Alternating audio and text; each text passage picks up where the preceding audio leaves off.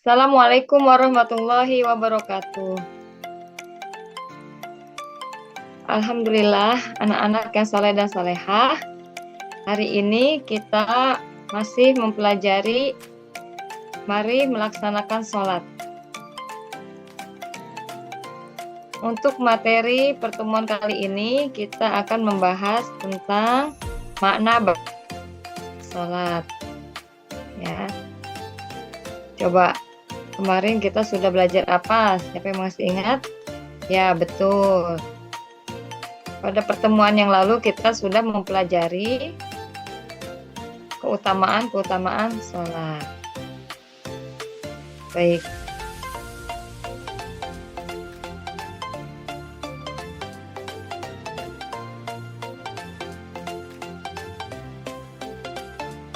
Nah, sekarang kita akan belajar mengenai makna bacaan sholat. Setelah mempelajari mari melaksanakan sholat, peserta didik dapat, ini tujuan pembelajarannya. Yang pertama, terbiasa menjalankan sholat dengan tertib dan ikhlas. 2. Menunjukkan sikap disiplin sebagai implementasi dari pemahaman makna ibadah sholat dengan sungguh-sungguh. 3. Menjelaskan keutamaan sholat dengan benar. 4. Menjelaskan makna bacaan sholat dengan benar. 5. Menyebutkan perilaku yang mencerminkan pemahaman ibadah sholat dengan benar. 6. Menunjukkan contoh makna ibadah sholat dengan benar. 7. Menceritakan pengalaman melaksanakan sholat di rumah dan di masjid lingkungan sekitar rumah dengan lancar. Baik. Nah, untuk materi yang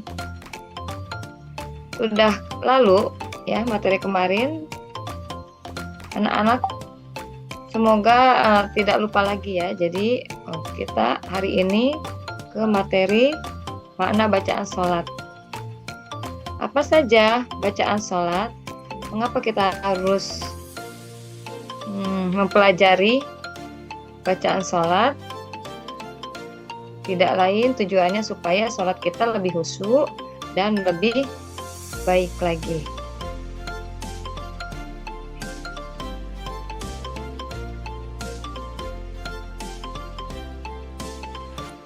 Anak-anak yang saleh dan salehah, makna bacaan sholat sangat penting. Ya, kenapa? Karena sholat adalah ibadah dengan cara menghadap kepada Allah secara langsung. Nah, ketika kita menghadap itulah kita membaca bacaan sholat. Lalu, sudahkah kita memahami arti bacaan sholat? Dengan memahami arti bacaan sholat, sholat kita akan menjadi khusyuk. Hati dan pikiran kita bisa lebih berkonsentrasi sehingga ibadah sholat akan membekas dan berpengaruh terhadap tingkah laku kita. Apa saja bacaan sholat? Kita mulai dari takbiratul ihram, ya, yaitu dengan bacaan Allahu Akbar, artinya Allah Maha Besar. Kemudian apalagi doa iftitah, ya, ada yang menggunakan bacaan Allahu Akbar kabiro walhamdulillahi katsiro wa subhanallahi bukratan wasila sampai selesai. Ada juga yang membaca dengan bacaan Allahumma ba'id ba'ini wa baina khotoyaya kama ba'adta bainal masyriqi wal maghrib. Dua-duanya sama bagusnya. Ya, yang penting dibaca dalam sholat. Kemudian setelah itu apa? Membaca Al-Fatihah. Membaca Al-Fatihah ini adalah hukumnya wajib. Ya, sholat tidak sah kalau tidak membaca surah Al-Fatihah. Kemudian setelah itu baca apa? Iya, betul. Membaca salah satu surah pendek. Ya, surahnya bebas. Tapi kalau bisa anak-anak sedikit demi sedikit bertahap menghafal juz 30 supaya nanti sholatnya lebih kreatif lagi ya dari bacaan sholatnya dan membuat sholatnya lebih bersemangat. Setelah itu apa? Membaca bacaan ruku. Ada bacaan ruku yang membaca Subhana Rabbiyal Azimi wa bihamdi. Ada juga yang membaca Subhanaka Allahumma wa bihamdika Allahumma firli. Dua-duanya bagus. Selanjutnya, setelah ruku apa yang kita baca? Iya, betul, i'tidal ya. Apa bacaan i'tidalnya? Sami Allahu liman hamidah. Ya, sampai selesai, kemudian lanjut bacaan sujud. Ada yang membaca Subhana Rabbiyal A'la wa bihamdi.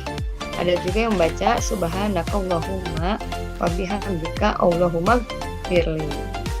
Sama ya, dua-duanya benar. Selanjutnya apa lagi?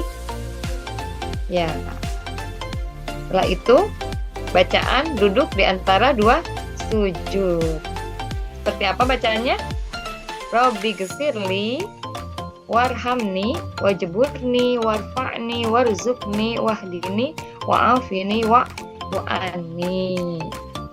Setelah itu sujud lagi, membaca bacaan sujud. Nah, lalu kita langsung ke bacaan untuk tahiyat awal dan tahiyat akhir. Apa bacaannya? At-tahiyatu mubarakatus sholawatut thayyibatu lillah. Assalamu alayka ayyuhan nabiyyu wa rahmatullahi wa barakatuh. Assalamu alayna wa ala ibadillahis sholihin. Asyhadu an la ilaha illallah wa asyhadu anna Muhammadar Rasulullah. Allahumma sholli ala. Ada yang memakai Sayyidina, ada juga yang tidak memakai Sayyidina. Dua-duanya benar ya. Sampai fil alamina innaka hamidum majid. Setelah itu baru salam ya. Anak-anak, apabila kita menghayati satu persatu dari bacaan sholat, tentu sholat kita akan lebih khusyuk. Contoh tadi dimulai dari takbiratul ihram, Allahu Akbar, artinya Allah Maha Besar. Ya, di situ kita akan merenung betapa kecilnya seorang manusia.